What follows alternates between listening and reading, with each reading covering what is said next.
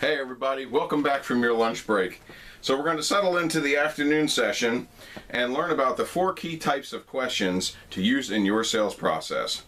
Now this morning, you already learned about the S.P.R.I.N.T selling process and about the best types of greetings to use.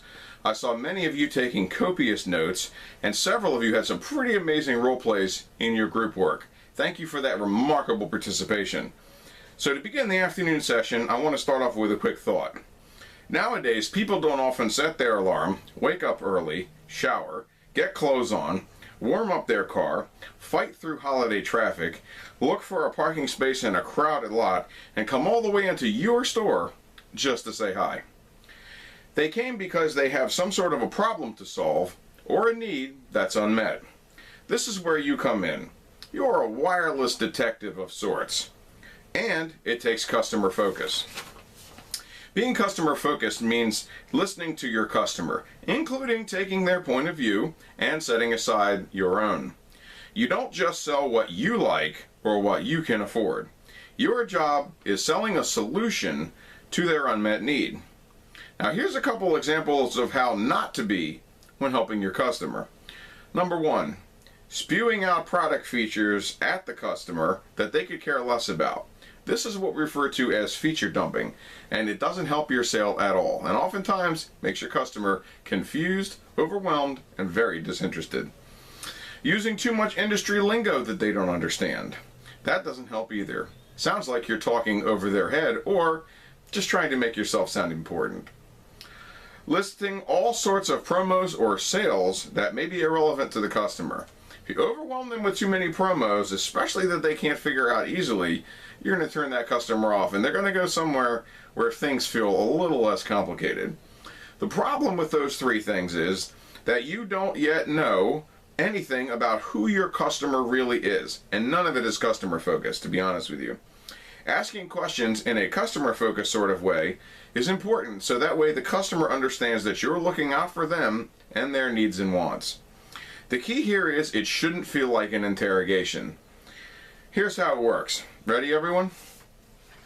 The 4 key types of questions are rapport building questions, fact-finding questions, open-ended questions, and close-ended questions.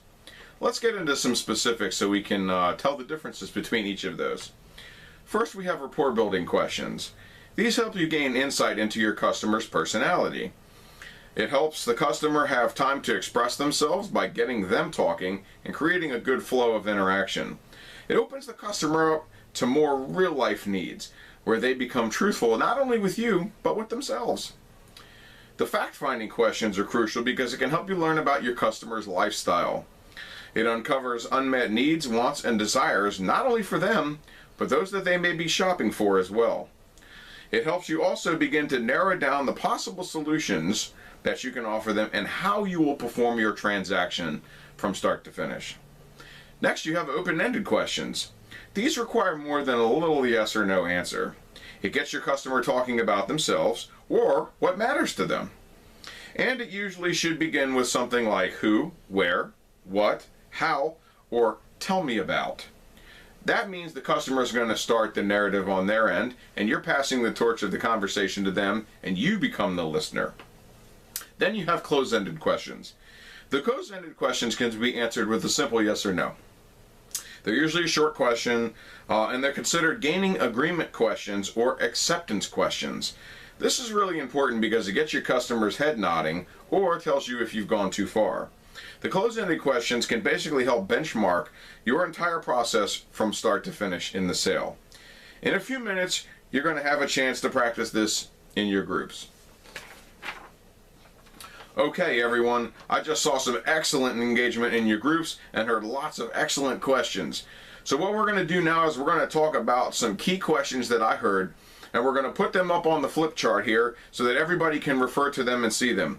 And we're going to keep talking about them throughout the afternoon, but these were 4 questions that I heard this afternoon in the group work that was very excellent. And I think you'll agree that these key questions can really turn around your entire sale. Number 1, let's write this down too as we go. Tell me about your current service. That's a fantastic question because it gets the customer talking and it allows you to learn a lot about what their current experience may be, whether they like it or whether they don't like it. Number 2, how will you be using your new service? Is it for business or personal needs? This is particularly important because it helps you gauge the volume that they're going to be using in their sale and a lot of other things they might need to make their experience that much better. Number 3, what are your favorite apps that you use to stay in touch with family, friends, and coworkers? This is going to help you understand how in-depth they are with their phone, how much they understand about technology, how much data they use, all sorts of different things. And it's going to help kick that door open for some great solutions. And last but not least, number 4, tell me how you access the internet and what you use it for most. Maybe you discovered that they need a mobile hotspot because they have no service at home. Maybe they do a lot of field work. Maybe they strictly are internet bound to their phone. Maybe they have a need for a tablet, something with a bigger screen. Maybe they have children that do homework on a tablet. You don't even know. But those 4 questions are going to really help you round out your entire sale and learn a lot about your about your customer without them feeling like an interrogation is going on, because you don't want that. So excellent work, everybody. You are well on your way to being able to crush your sales goals by learning who your customer is and selling them the right solutions for their needs. We're going to take a quick 10-minute bio break here, and we're going to come back and pull all this together this afternoon with our new strengths around asking the right questions to uncover customer needs and matching them with the perfect solution.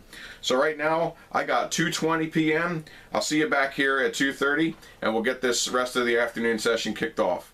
Thanks, everybody.